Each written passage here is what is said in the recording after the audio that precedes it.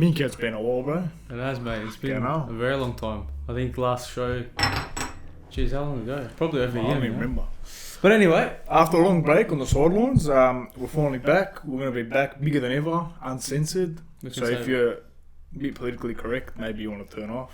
Yeah, a bit if you of don't like a bit of a controversy, maybe turn off as well. But if you like that, then keep watching. You're welcome. So yeah, what have you been up to? Well, we've been up to a lot really.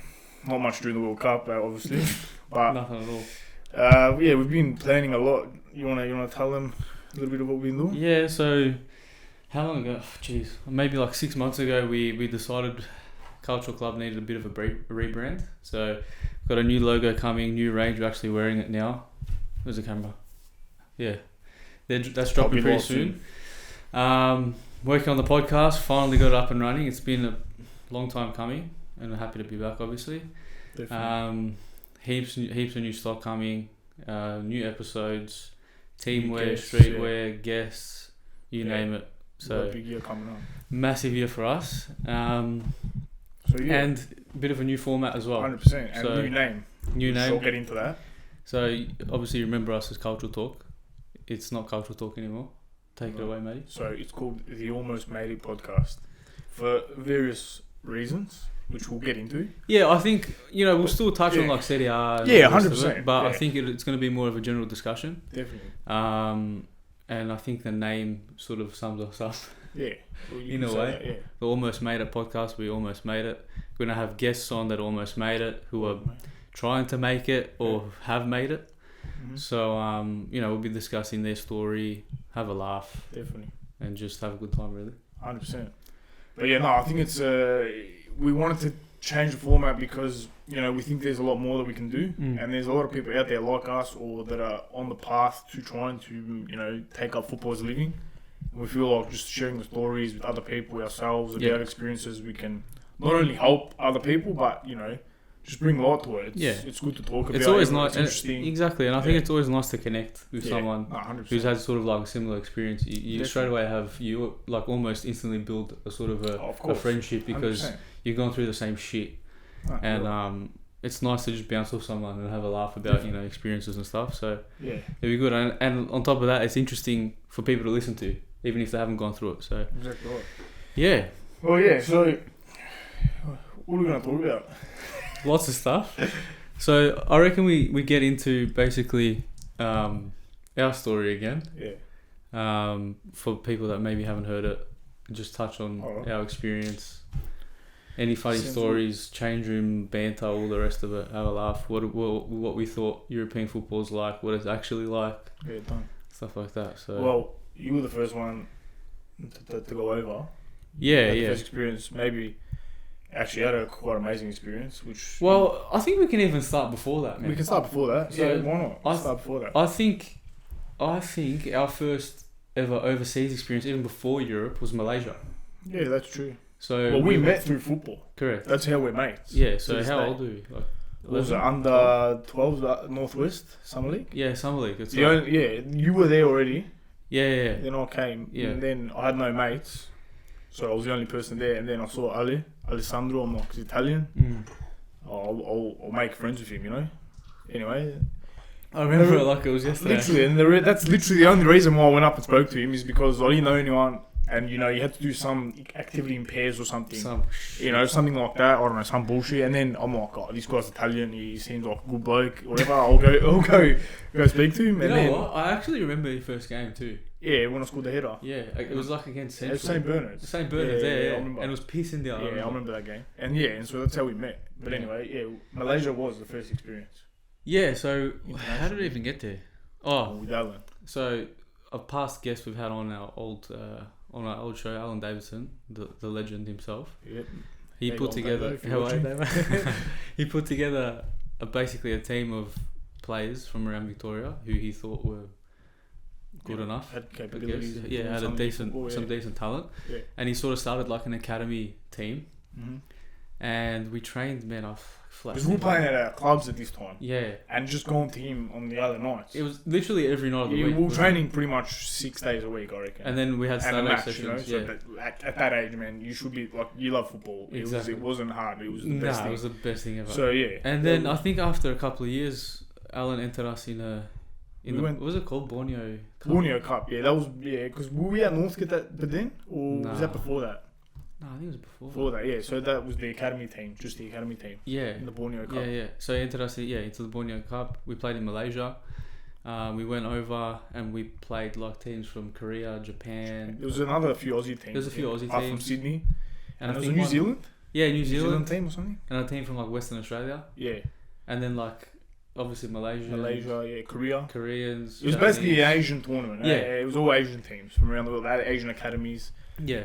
Man, it was obviously our first overseas footballing experience. Definitely. And it was an eye opener, to put it mildly. Like it was just insane. I think also just the lifestyle. Because we'd never really seen anything outside of 100%. Even just seeing another country in terms of like, obviously we don't have like a Malaysian background or something, so it's a new sort of country, new culture to us. And just seeing that. And we're staying in Borneo as well, which is like for like if you don't know, it's literally like a jungle. Yeah, 100%. Like, literally living next to the jungle. So the thing that I'll never forget was our hotel was unbelievable. Yeah, that was 5-star, 100% 5-star. You walk, one of the best hotels. Oh man, unbelievable! But then you walk like 500 meters down the road, and there's people literally living in tin sheds. Do you remember that bus ride when we went to play futsal? I'll never forget it. We went to play futsal one time, and then literally like I was saying, you have people opening the doors for you at this hotel. That's how like proper it was. You didn't do anything. You just tell them and they do everything. We go down into the bus. We drove down maybe a kilometer, and like I said, we look left. There's literally shacks, like with water underneath that look they're about to collapse. Crazy. And then you see like this old TV inside. Yeah. Like, literally the antennas and stuff. Yeah. Like we were just like. It was 16, yeah? No, not even 15. Like 14. We had never really been exposed to this stuff, so it showed us like another sort of way of life that, you know, we were lucky to come from where we did. I'd definitely never seen anything like that. And then, I'd never seen, I've only on TV, really. Yeah. So for me, it was a big eye-opener like that. It sort of made you very grateful, put it that way. Exactly. So that was a positive. 100%. And then we started, I think we got there a bit earlier to train a bit, didn't we? Yeah, we did. I remember the heat was a fucking joke. It was a joke. And the fucking grass there, I don't know what it was, bro. We've been way too long. But the grass was cooked there, yeah. I remember the friendly. Do you remember the friendly when it pissed down rain and it was a thunderstorm? The grass, I remember. It was like on the feet too, man. I remember running on it, and then obviously the ball was like it held up on it, yeah. You had to put. But then after it rained, that game we had to stop, didn't we? No, I think that was a practice match. Yeah. That when it pissed down. Yeah, I remember that. But I remember our first game was against the Koreans. I'm pretty sure. 4-0. You scored the quick free kick. Nah, that was in the semis. I remember I scored that game. You scored that game. But that was a game. Do you remember after the game? This was like what the fuck when we saw this. Yeah, it was another eye opener. Compared to what we'd come from, you know, obviously over here, you know, privileged kids, because that's like what we are here, to tell you the truth. Yeah. Compared to when we versus the Koreans, we beat them 4-0, I think it was. Yeah. And their best player was about this big. Yeah. I remember it. Yeah. I don't know his name, but he was about this big. Yeah. Anyway, we're in the change rooms after the game, and we're doing ice baths, I think. Yeah. And the Koreans like come around the side, and they didn't speak English. And we were just like a bit like, what is here, sort of thing. Anyway, one of them sort of broken English, told us that the coach had not allowed them water after the game. Mind you, it was like 40 degrees. Exactly. We're in Malaysia here, yeah?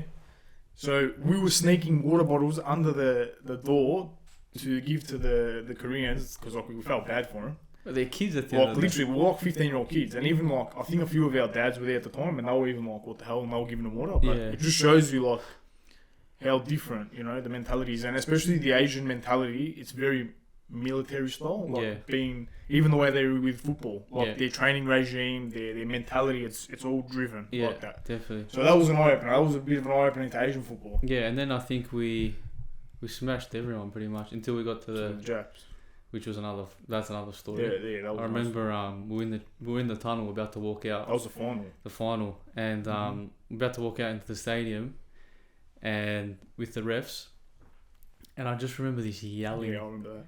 and we turn to our left, which is the Japanese team were lined up next to us, and they just start screaming and slapping each other. That was cool, man. And just... I just felt like a little bitch then, to be honest. Oh, like, man, it was... As in, like, because we were so young and that, and I'm just like, man, these guys are going to kill us. Like, yeah, it was... I think that was part of their intimidation. It was part of the intimidation. To be honest, I think the only way we won that game, and it was a tactical masterclass, really. Yeah, really, it was. We set up, we knew how we were going to set up, they were going to dominate the ball as the Japs do. Yeah. We know they played great football. Yeah. And then we had a plan, you know, we had pace on the break. Yeah. And we were always going to sit tight. And then I think we ended up winning 2-1. 2-1. And we got a goal on the counter. That was a big turning point in my career because I got dragged, and I'll never forget it. And I'm still angry at Davo to this day. Yeah. But I realised I was such a lazy shit off the ball. Yeah. Cool. And I got away with it for so long 100%. until he dragged me in the final of this tournament, and it hurt my soul. Like, I was upset. Especially, yeah. And it's a dagger lock. Yeah, and I know, like... Yeah, but you win as a team, 100%. Yeah, but I say, you know, turning point in my... I was 15, but at the end of the day... It wakes you up. You start waking up at that age a bit, you know? It made me realise, like, man... Yeah. You've got a job to do defensively as well. No, you're 100% wrong. So I think from that point on, I worked a little bit harder, and, I mean, yeah, we kept going on. Definitely. We ended up winning that tournament, so that was our first... Which was awesome. International silverware. Yeah, no Champions League, but... Yeah, and then... something. Then what happened? Then we all sort of...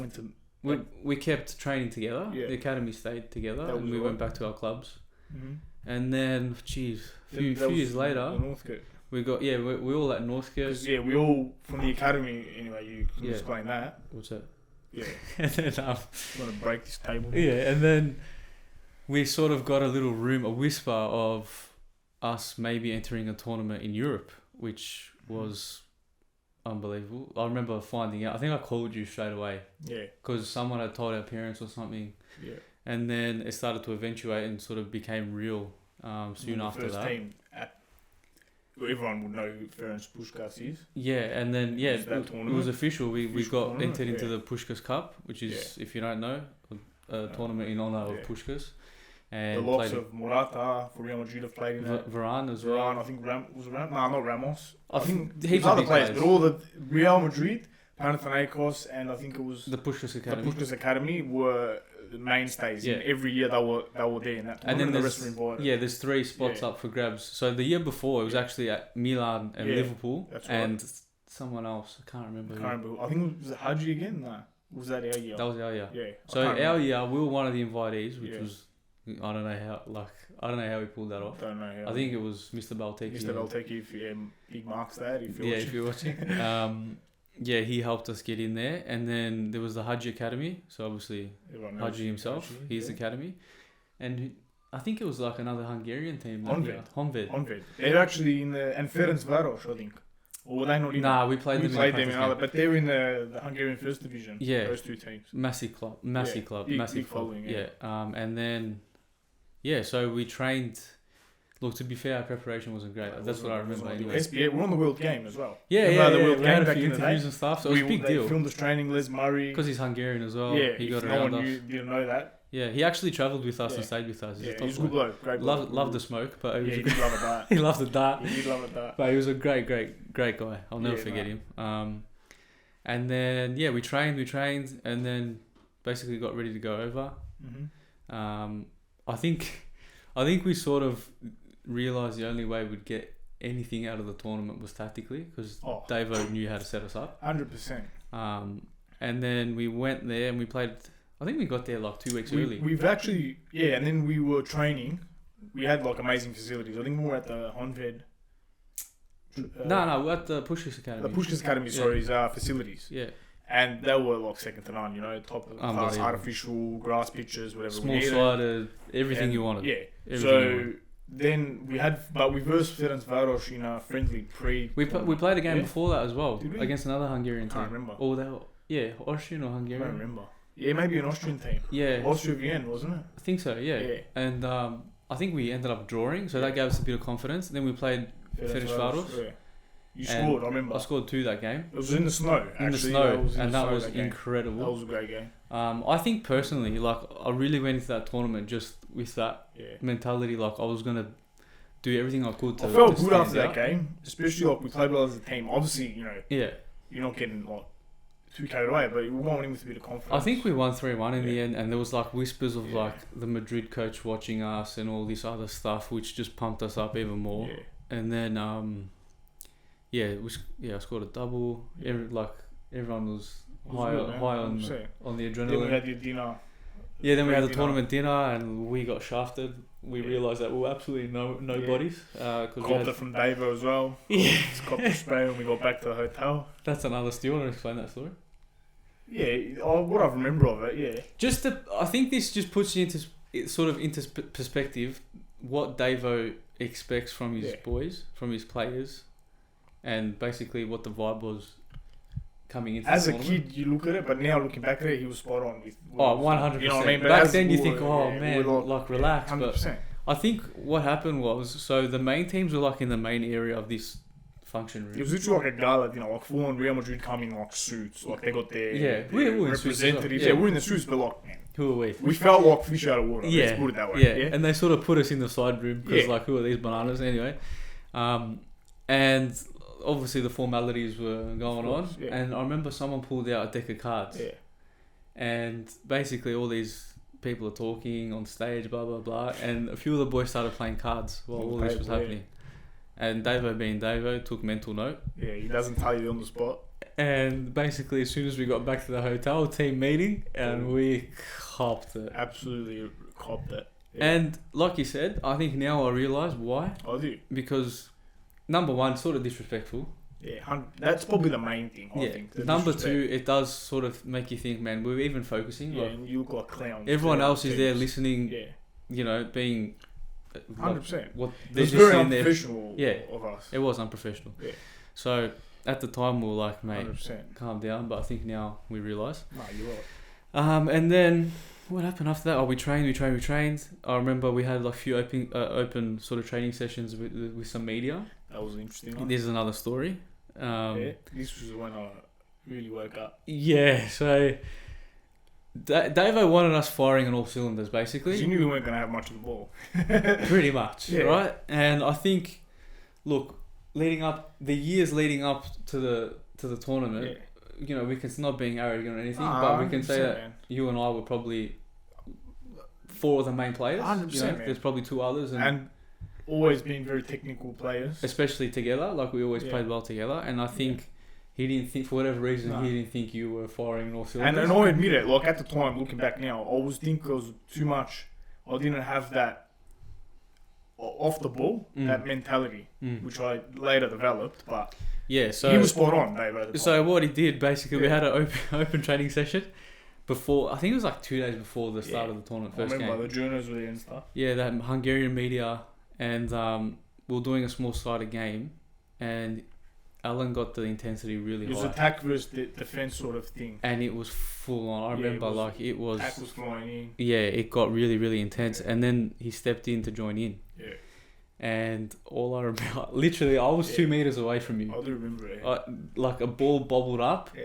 And you were running towards it. And Alan's eyes just lit up. He grabbed my bib. And just snapped you in half. I'll never forget the sound. It was just boom. Ripped the bib in half, I still remember. And you went down like a sack of shit. And then I was just like in shock too. Like, I'm like, bro, is this guy serious? Like, I'm gonna fucking break my leg the day before the tournament. And I sort of remember looking up at the journalists, and they sort of like, they had like all these notes and shit, and they sort of just like lowered everything and just stopped. Mate, these guys normal. And then I think they're like, who are these crazy dickheads? Anyway, but I think maybe it sort of knocked something into you. Oh, that like did knock into me, because then I remember he dropped me for that game, the first game. He put me on the bench. I remember I was on the bench, and then I was pissed off. You know, it was one of those games. You know, you don't have your shin guards on. And I remember. I'm like, fuck this. I don't want to warm up. Like, you know what I mean? Like, why are you dropping me, bro? He's putting this guy in. Yeah. And then literally after 15 minutes, he'd had enough. Yeah. He literally took the bloke that he replaced me on, and then he put me on. But then I was like, at the time, my head, I was like all over the joint, and I'm like, man, now you want to put me on? And, you know, being immature at the time, reacted badly. But anyway, so that's for another day. First game was against Honved, so I think we held it 0-0 for a very long time. Yeah. Home crowd didn't help; they were abusing the absolute crap out of us. drums, That was actually everything. It decent was nice. atmosphere, yeah, it Good was. atmosphere. And then we held 0-0 for a while. I remember it was a tight ass game. It was a very cagey. Yeah, very so to cagey. speak. And then a bit of a Calamity. at the back. It I'd was. say. It was one of those things, and we're doing so well, but I guess football matches are decided like that. Correct. It's A bit of a mistakes. defensive error, and then I think Whatever. we ended up losing 1-0. But we had to have penalties, I remember, because there was only 6 teams in the tournament. Yeah. It could have gone down to goal difference, remember? And we had to That's have right. a shootout. Was it a shootout? Yeah. I can't remember, to be honest. Yeah. Did you take one? No, because we lost 2. Didn't we lose 2-0? I think it was 1-0. I don't remember, to be honest. Yeah. But I remember Bad I memory. took a penalty. Yeah, no, Yeah. I actually don't remember. I I don't think I did take one, because I can't even remember the pens. remember the keeper went the right way and somehow I still got it in. But anyway, Yeah. I shat myself. And then second game was against Was it Panathinaikos? Panathinaikos. There's a funny story in all these Oh, too that God, we'll I know. talk about. It does a full circle. But it's funny football, yeah. Yeah, But, I got the armband that game, I remember that. and again it was another amazing experience. It was. And we even, this game, I still remember, I still got it at home, and I know you do. You know, before the game when you exchange pennants? Our captains exchanged pennants, but then also every other player had pennants, and we, exchanged things, and, that was, sort of, for us, coming from here. It was special. We're playing, Yeah, on a freaking field out of nowhere, and then all of a sudden we're playing top class opponents. Yeah, Yeah, it we're was playing special. Albanian, Greek internationals, yeah. and we're From doing all- that. Yeah, And we're yeah, it was a great experience. yeah. I still got mine. Yeah, I same. all of them. I've even got a badge they gave me, Yeah. or something. Yeah. Madrid gave us some badges as So well. yeah, that was another little experience.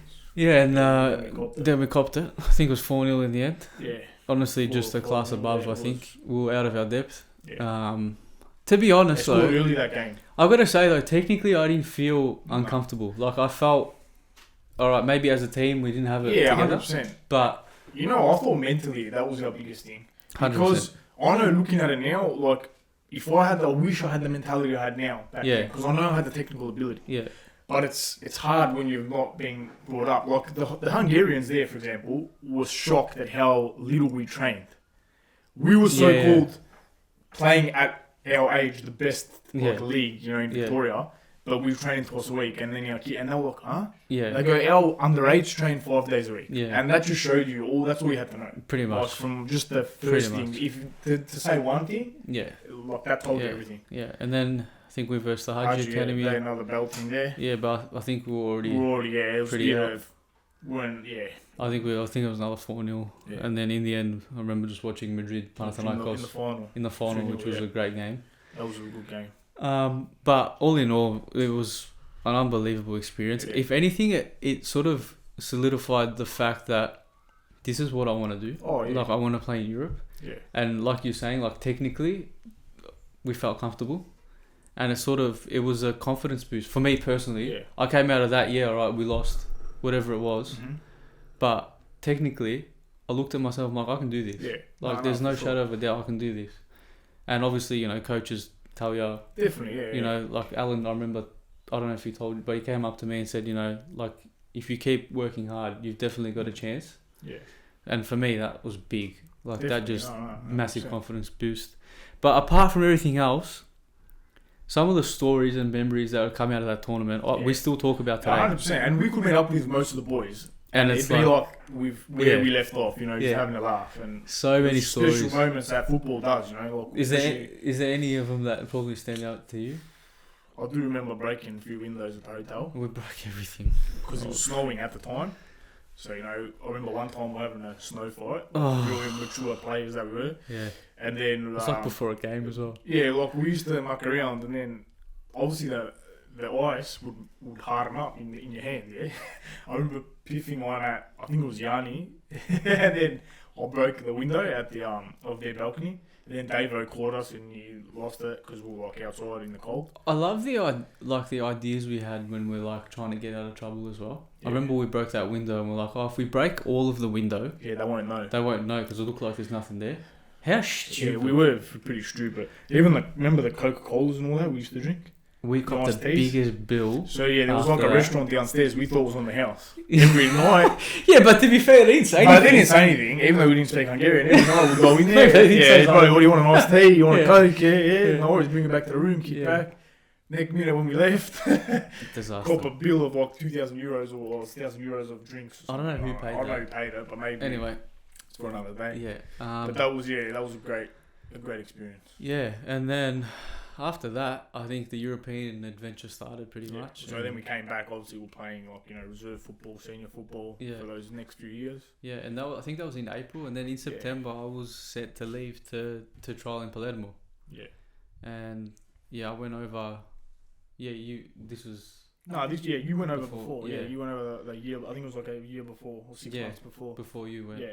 And I'm sure if you guys have seen our old stuff, it was probably the best experience of my life. Well, my first, I guess, experience. Of course, up to date then, it was the best thing you'd experienced. Yeah, and some of the stories and things that I can go on about as well, like the change room story. That's a good one. Look, we sort of always bring this up, but I think it's important to always talk about it because we've done a little bit of coaching, and it's so hard to get across to people. It doesn't matter how good you are.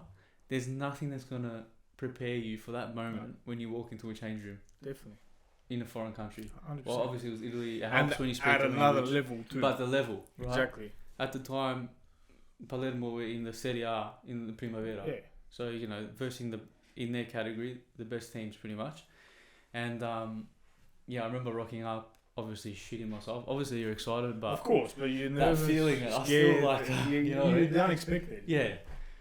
Obviously you try to do the right thing, introduce yourself to everyone, sort of be respectful as much as you can. Of course, yeah. And I remember just sitting down and just everyone sort of whispering to each other. And I could sort of hear a little... Yeah, and you start looking at they talk about me, they talk about me. And I still remember I remember hearing, he's in his seat. I'm like, here we go. And then pretty much 2 seconds later, this guy walks in, 6 foot, I don't know what. I just remember he had all these Nike boxes. So I'm like, he's probably someone sponsored. Important, yeah. And he sort of just stands over me and literally says, "You're in my seat." And it's like, what do I do now? Do I get up and move, or do I be a hero and say, "Nah, I'm sitting here today"? Yeah. Obviously. You had no idea who he was. Yeah, but obviously, doing the right thing, I got 100%. up and moved, and then later found out at the time it was the under-19 Italy national team captain and the captain of Palermo.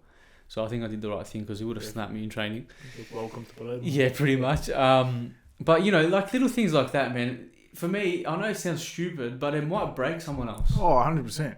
So you got to be that's exactly what you're saying. See, people don't realise that could make or break someone, but that, if you're going to actually go anywhere in Europe, in a lot of things, that's almost got to be like, all right, that's done. Yeah. On to the next thing, and you're trying to earn their respect, gain their respect. Correct. And I think by the end of it, I did, which was amazing. And that's a great feeling when you do that. And I can say that I've got friends still now that I still here and there just message on Instagram 100%. From that experience. Definitely.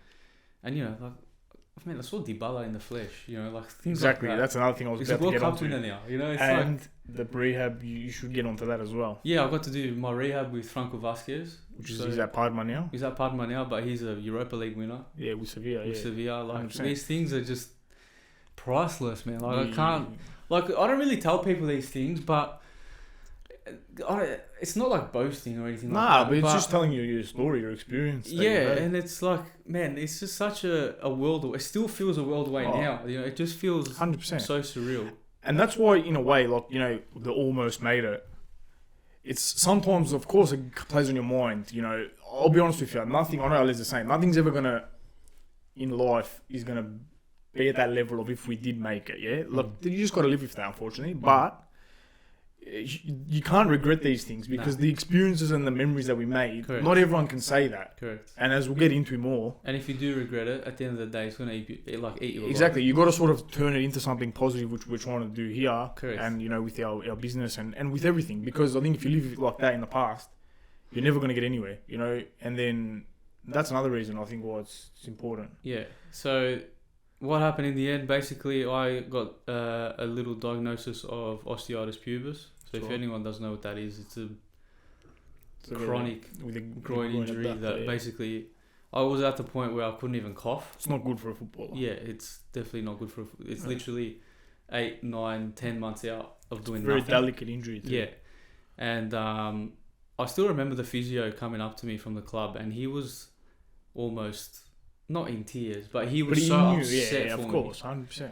And they were happy to keep me on and go through my rehab, wherever how long it was Yeah. going to take, and I was wrapped with that. I'm like, beautiful, got my apartment, I'll be sweet, do rehab every day, Yeah. work on getting back on the pitch. Next season's another season. And then basically I had to weigh up coming back home or staying. In the end, Mum convinced me to come home and finish my studies. So that's what I did. I finished year 12 and all the rest. I think it was year 12, year 11, year No, I 12. can't remember. Maybe I can't 11. remember. It was something to do, but it was decent. Yeah. Most more important part of school, I think. I think in the end, did it do anything? Probably not. But anyway, that's another story. Yeah. Yeah, but and then got that out of the way, and then sort of teed up with agents, contacts, family to go back and give it another crack, pretty much. Mm-hmm. And at this stage, you were ready to go as well. Yeah. We had been planning this for we were years. at Brunswick City seniors at the time, pre-season. I remember we were gearing up because we heard the news. I remember Zio Mario Yeah. came down and Yeah. he was saying there might be a possibility. So like they had that extra motivation, you know, in our head. Mm. And then And obviously, like through family and stuff, they knew that we were serious. 100%. And obviously, you know, these boys are ready to go again. And more with Alan at this time. He was the He was senior helping us coach out at as Brunswick well. City, so he had a sort of an idea. He about was this. gearing us up. We had The West Ham fitness coach. come down. we had heaps of people helping us, getting Yeah. us ready for what It felt was good, going to man. come. I was never. I know to this day I was at my fittest. I was Yeah. peaking at that time. So basically, what it was in the end was like, get your asses over here, Yeah. get settled. We'll go from there. Definitely. We're gonna have some clubs lined up, Yeah. some trials lined up. Just get here, pretty Yeah. much. So then we started organising. So we like booked a flight within. yeah, it was I don't pretty even quick. know how quick. And then funny story too. You know, Ali had the what was it called? Osteoarthritis pubis. In the meantime, while we're preparing, I was about because we're gonna start the season with Brunswick City, and then it was a few weeks into the season that we're gonna actually go. Yeah. So we're gonna get a few like matches under our belt. Anyway, then I got diagnosed with tendonitis in the groin. Same thing. Same sort of shit. Same thing. Crazy like, which always happens. Like one of us get an injury or something, and then the other gets like the Yeah. same thing. It's a weird thing. But anyways, Yeah. so then I was sort of up against the clock there. Yeah. But we were lucky that we had this guy. I can't remember his name from West Ham. He was an old West Ham fitness coach, Adam, and he was unbelievable because I was obviously not able to train. He was coaching me privately to keep my fitness up. So he allowed me to do that, but I was nervous at the time because I was like, And we're this gonna make opportunity's it. coming, and then now this comes, and Yeah. it was to the point I was like, Ali, I remember going to his house the next day, and I was in tears, like I couldn't even move. It was that painful, but I sort of took comfort that knowing that Ali as well had gone through a similar experience, so he was like helping me through, you know, certain things to do. Yeah. And then I had a great physio in Andrew that helped us out, helped us both out. Yeah. So Yeah. then It's still helping me out.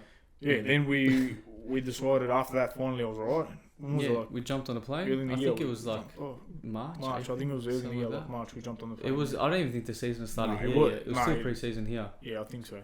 Yeah. So I left here, got to Italy, stayed at my family's house, and basically it was just back and forth with agents. Basically, I think our second day there we met with Dino Di Campli. Which at the time I don't know if we're allowed to drop names. or Nah, so he's not gonna watch this. Anyway. So he was Marco Verratti's first agent, right? So he made it big with his transfer to PSG. PSG transfer. Yeah. So I remember going to the cafe and waiting for him, and this like massive Range Rover, blacked out Range Rover comes in front of the Lanciano, I remember. in Lanciano. Yeah. He literally parks in front of the cafe, gets out in this like suit, Louis Vuitton scarf, And all the rest wallet. of it. I don't even think he took his sunglasses off inside one of those bananas. Anyway, sat us down, having a chat, and he's like, "Where have you played?" You know, blah blah blah. I was at Palermo. Blah, blah. Who was there? Who was the? I remember he's like, "Who was the technical director?" That's right. Like, oh, Dario Bacin. He's like, 1 second. Literally gets on the phone, calls him. What do you know about this guy? Who is he? Blah blah. Is he any good? I think Dario put in a good word, which thank you. Not that he's, but yeah, he put in a good word. He's like, all right, and like, you know, who are you? Blah blah blah. Just sitting there, Yeah. all right, let's say we'll try to tee something up at Pescara. Obviously, he has many contacts at Pescara. Pescara and Lanciano. And Lanciano. Apparently, something was up with Lanciano. Lanciano, they fell down after that year. Yeah, I remember they were in Serie B at the time. Yeah, but now I don't even. Are they in like Serie D now or something? I don't know, but I still remember their Primavera getting slaughtered every week. There was something was going on there. And then we're like, all right, all good. We're not going to try for a few days at least. We'll relax, train a bit with the local team, just chill out, calm down, get our nerves out, and just get over jet lag. Get over jet lag. And then I remember coming home, literally walking in the door. We're about to have a coffee. I think we just ate lunch. We just eating lunch. We're having our coffee after lunch. Yeah, I remember. One of my Zio's friends was with us, and his phone rings, and it was Dino Di Campoli, the agent, and basically said the boys have to get to Pescara in 40 minutes. And we were basically 40 minutes to an hour away from Pescara, where we were staying. So we literally grabbed all our shit. We hadn't even unpacked it, I don't think. We were still jet lagged. And I remember the coffee. I still remember. It was just came off the cafeteria. It was boiling. Yeah. And we just sculled this thing. I couldn't even feel my mouth after that. And then we just packed out. We had our stuff packed. And I actually remember like falling asleep in the car. Yeah, that was bad. I was a mess. That was very bad. So we got there, got to a point, like, I remember Julio took us up to a point, and then we had to like find our way to the change room, found the kit man, and he's like, come with us. I remember that. Introduced ourselves to everyone. No, actually before that was the most intimidating part, yeah. Oh, before that. God. This was like, Jesus. So we found the kit man and told him who we were, and then he knocks on this door and opens the door, and there's these guys having a meeting, and the first person we see is Masoldo. World Cup winner, Milan legend. Champions League winner for Milan. Champions League, sure, yeah. And it was just like, shit. The way he looks too, just looked at us. And he's an intimidating guy. Pretty much like in his head, he's guy. massive. And he was just like, you could tell in his head, he's like, who the fuck are these two? Yeah, like, I'll be honest with you. That's that's what he was thinking. Pretty much. And then like we're there. He didn't even acknowledge us. Exactly. And I'm just like, he literally just said to him, get him a kit. And so this guy gives us a kit, and then we just walk in there like to, Yeah, and introduced ourselves, put our kit on. I remember you didn't put something on properly. Yeah. I can't remember what it was. Bad. You know, like Balotelli, that was me. Yeah. I couldn't put a big one to save my life, man. So, I remember one game I had to go to my mum on the side to put it on. Bro. Yeah. So we... I'll never forget it. Anyway, started training, all good. Again, like maybe it took us a bit to get up to just wake up more than anything. Quality was good, level was good. That was unbelievable. Even their facilities. 6 coaches, every Nike ball, CR ball, it was all the match balls. Yeah. Fitness coach, the players that didn't play on the weekend and doing it. It was unreal. Did I tell you actually one of those coaches ended up at Mullen Zebras? Yeah, I think you told me. And we realised that we knew each other. It's crazy. Yeah, anyway. Yeah, so went through our trial. They did some extra testing with us at the end, like some shooting stuff. Yeah, I remember that. I felt absolutely disgusting. Man. Yeah, then we played a little game. Yeah. We did well, whatever. And then I remember what happened in the end. After a while, it was they told us we were good enough. Yeah. But they had like 40. They had a lot of players in that squad. Yeah.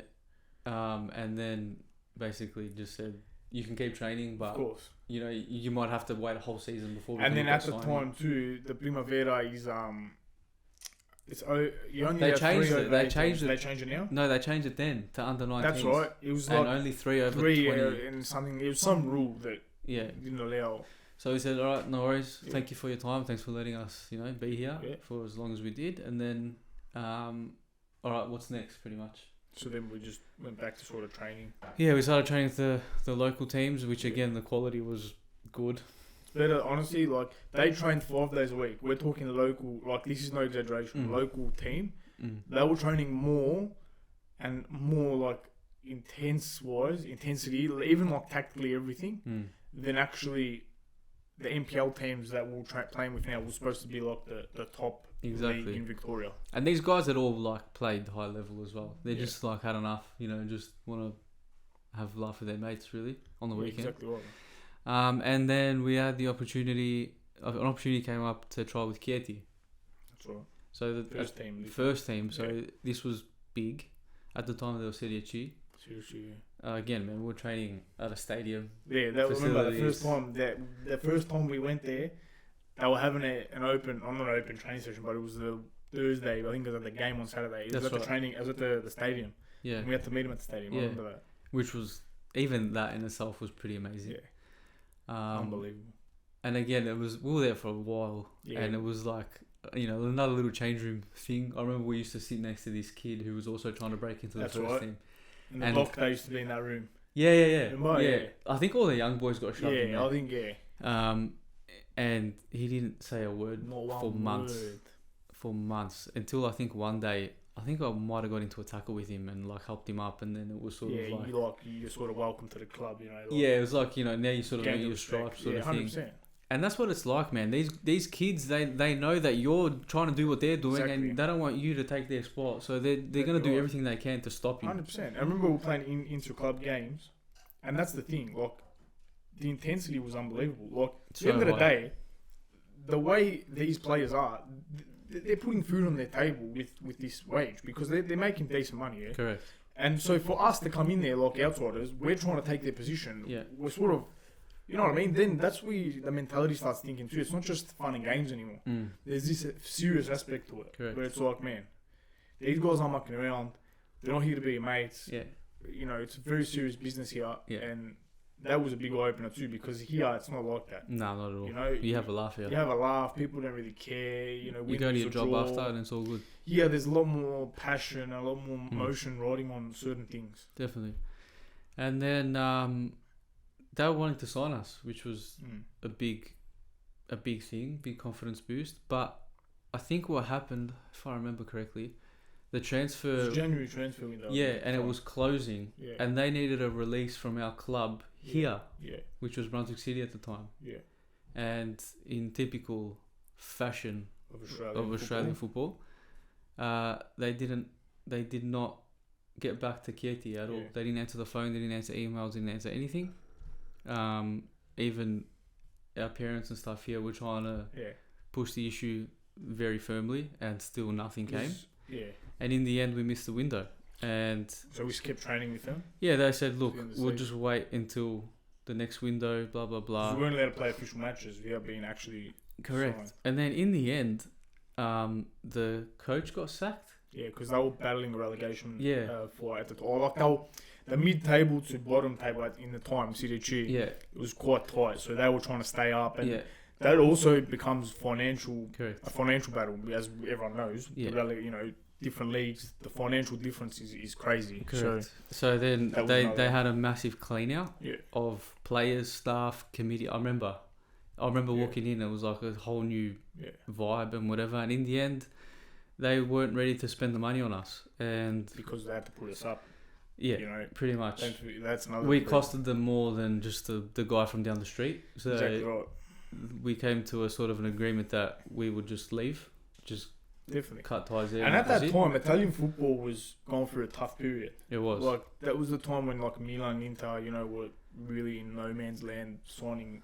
It was not shit. Great players. When Juventus was just dominating, but as in the whole league financially, and it was a bit all over the joint. Whereas now it's starting to come back, and obviously it filters down, and it does. It filters down, 100%. And these clubs, they're the ones that suffer in the end, really. Exactly right. So that was it for that, and then basically I said to Matt, "We're not done here. Like we can keep pushing. We're there. Like we almost made it. It was in crazy. Touching distance. That was professional. Like professional. This is first team. Yeah, this Doctors. is not." We got the doctor in the room. We were at these guys giving injections in front of us. Like it was proper. I was like, "What the hell?" Like we're playing half decent level here, and I'm like, "Man, we're lucky to have a physio." Yeah. Or someone that fills the drinks up for us. Yeah, exactly. You got guys here that are getting painkillers. Your jocks are folded every day. It's washed. Yeah. It was very different. So basically, we weren't done. We came home a little disappointed. Yeah. But we said, still motivated. We've got to find a way to go back and give it another go, because 100%. This is what we have to do. Yeah, no, definitely. Contacts with agents, people, we tried everything. In the end, we decided to go into an academy setup where players from all over the world just train every day together, and everyone's sort of on the same mission, on the same goal. We're playing games, trying to get a picked contract, up, trying to pretty get much. looked at. Yeah, You're playing games against, clubs. yeah, we and played against some decent yeah, clubs, pretty much so. you're on show. You're on It's a show, showcase. exactly right. But it keeps you match sharpness, match fit. You're living that professional lifestyle, Yeah. waiting to get that breakthrough. And the beautiful part was we met people from all over the world. The level was very It was good, good, yeah. because again the intensity is high because everyone's after the same there, thing. exactly. Everyone's there for the same reason. And I still remember, like, I tell my girlfriend and friends and whatever, like, getting ready for training each day there was like war. Like, Yeah. I still remember, like, we'd have to eat breakfast because we were staying in an accommodation basically all together, Yeah, which was like, and we'd go down for breakfast, and there'd been not one person would speak. yeah, I remember. Everyone had their headphones in, like, getting ready for the session. Because we weren't actually a team. No, That's what was weird. it's everyone against everyone. Like, Yeah. obviously, I'd look out for you. Of course, and you we would look out had for me. our sort of mates in there, but yeah. But man, when training started, it was on. Like, it was yeah. on. And some of those sessions, They were good. you walk off and you're like, that was war. Yeah, Like, 100%.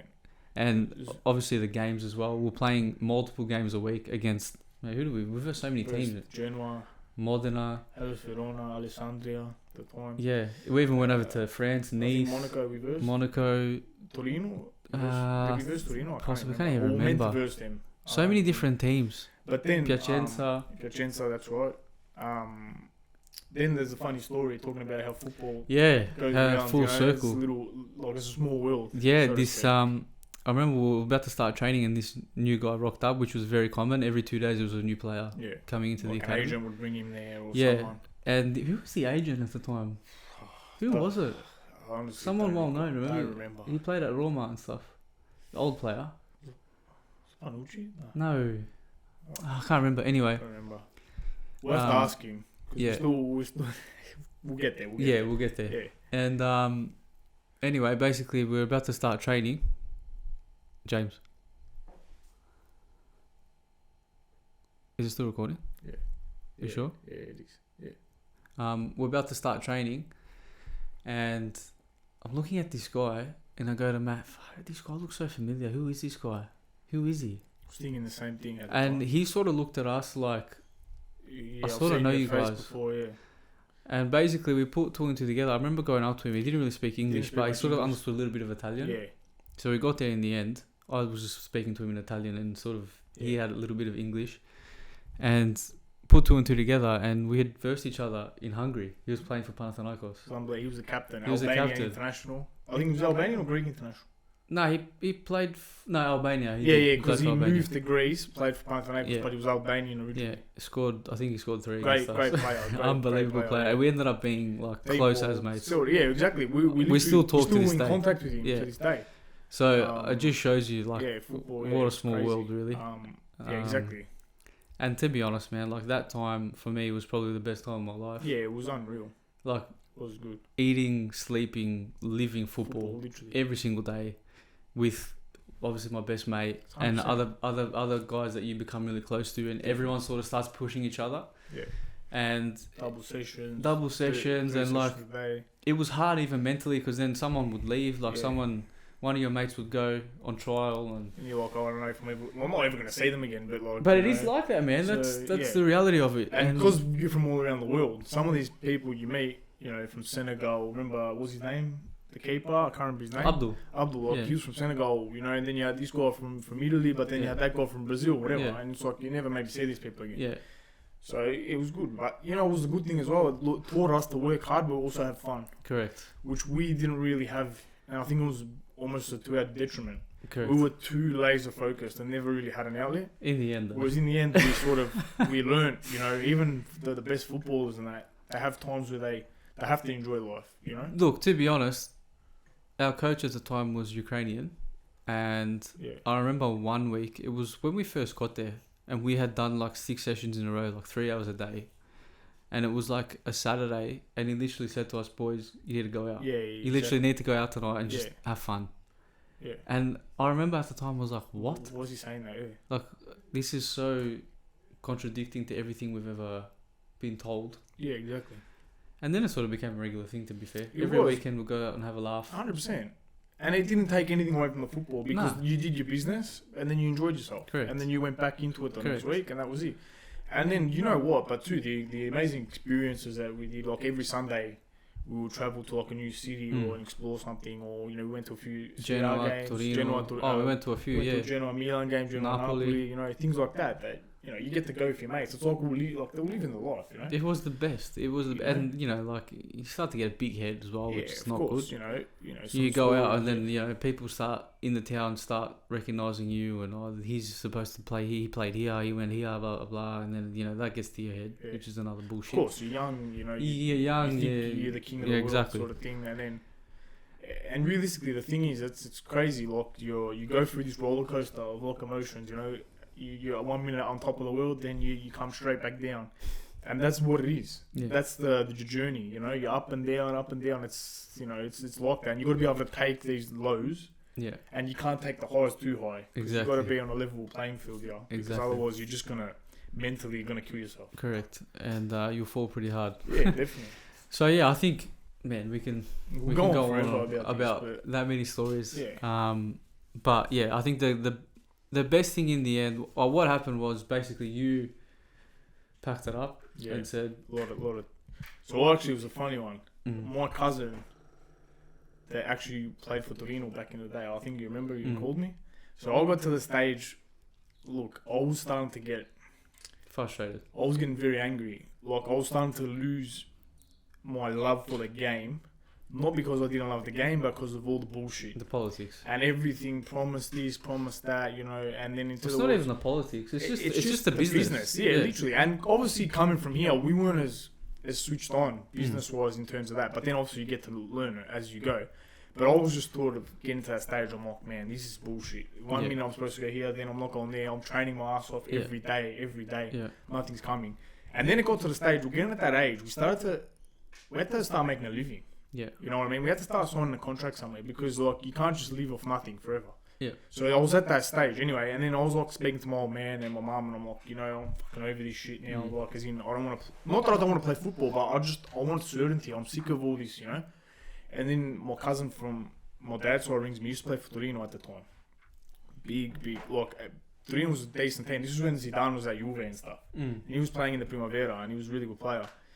And he was telling me like how he regretted it, and he was a concreter now. Yeah. You know, because then he found a girlfriend and all this stuff, Usually and he was just trying to tell me, you know, like, you trust me, you don't want to do this, you don't want to do this.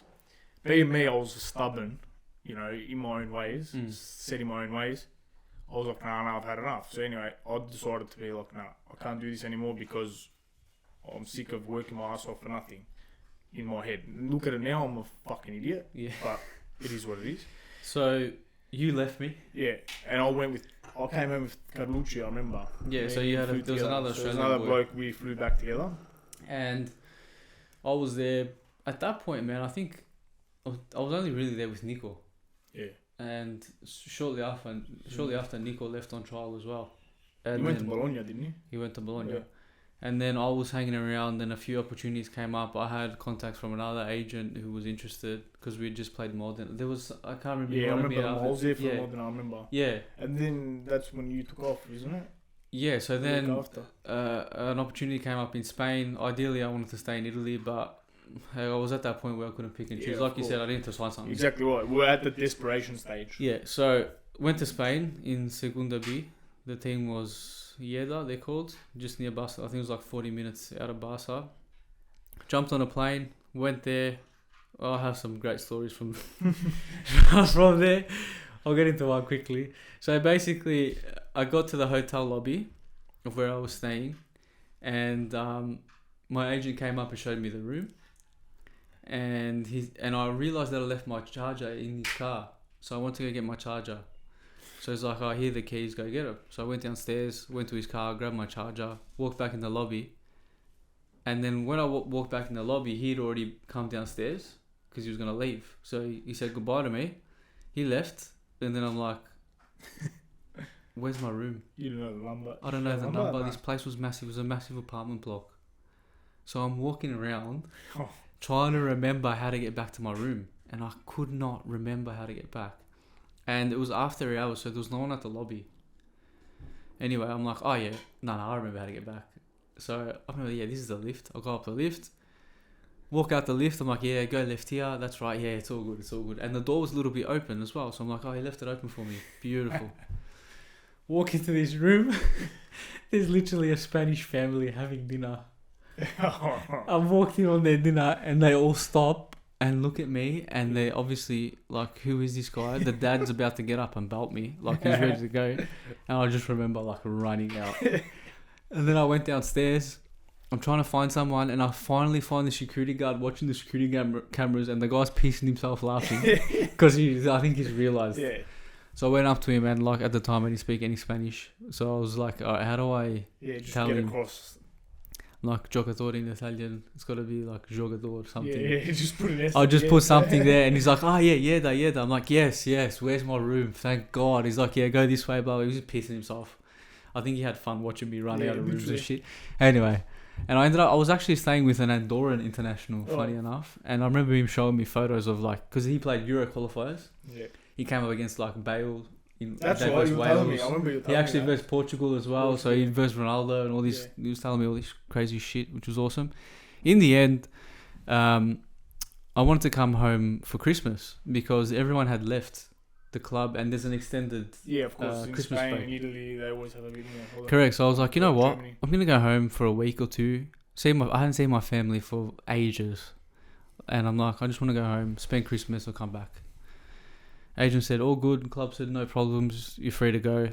And then at that point we're in negotiation for a contract for the January transfer window, and everything was good. They were happy to keep me on for at least 6 months, just paying board, food, accommodation, on your feet and stuff. Yeah. And then after 6 months, they were ready to put money on the table, and I was like, all right, I'll take it. At least I'm not spending money. Yeah. I'm there for free. You had no really other option. No, and I'm like, yep, let's do it. Anyway, landed in Melbourne, blah, blah, blah, and I'm in constant contact with my agent, and he told me that within 3 days. I called him back, what's the go, am I going to sign?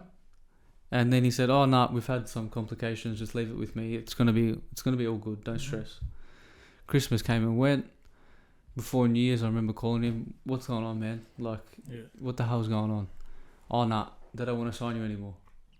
Like, hang on, like, what happened in 3 days? Like, welcome to football. Something, what happened? Right? So in the end, we worked out that my agent was pushing them to pay me earlier because obviously the only way they can make money is if I make money. Commission, And in the end, they cracked it and said, stop breaking my balls. Yeah, we're giving you that opportunity. If you don't like it, correct, take it or leave it. Yeah. And my agent, didn't benefit him because they only think short term as per you're a commodity basically to an agent. Pretty much. You're just unless a number. you're really relative to them or something. Yeah, and that was it. That was it. I came home for Christmas and I never went back.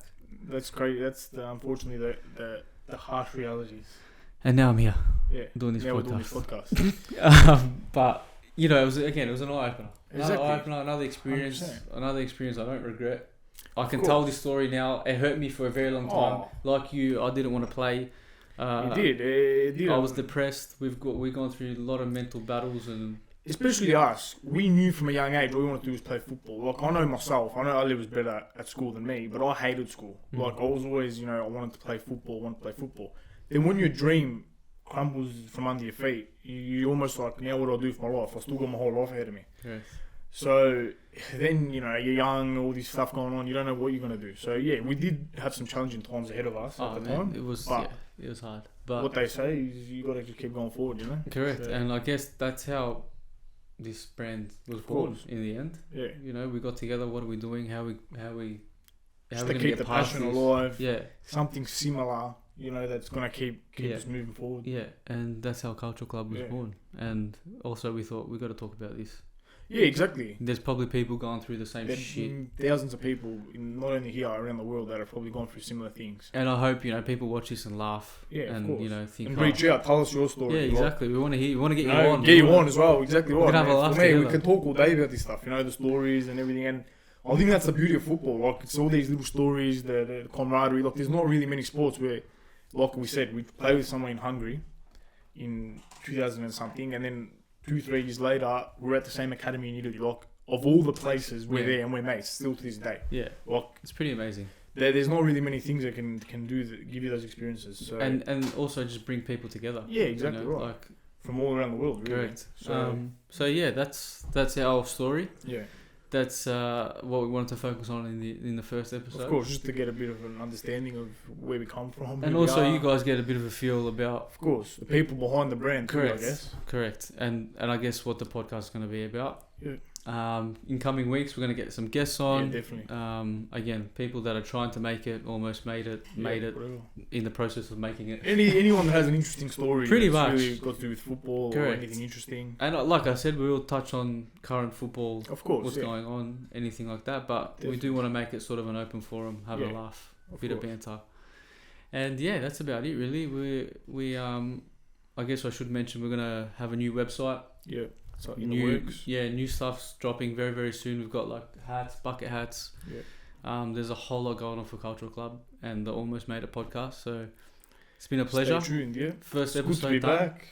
It's been a long time coming. I'm wrapped. And yeah, I think Let's have a good year. that's it. So we'll see you next week. Ciao, guys. Ciao.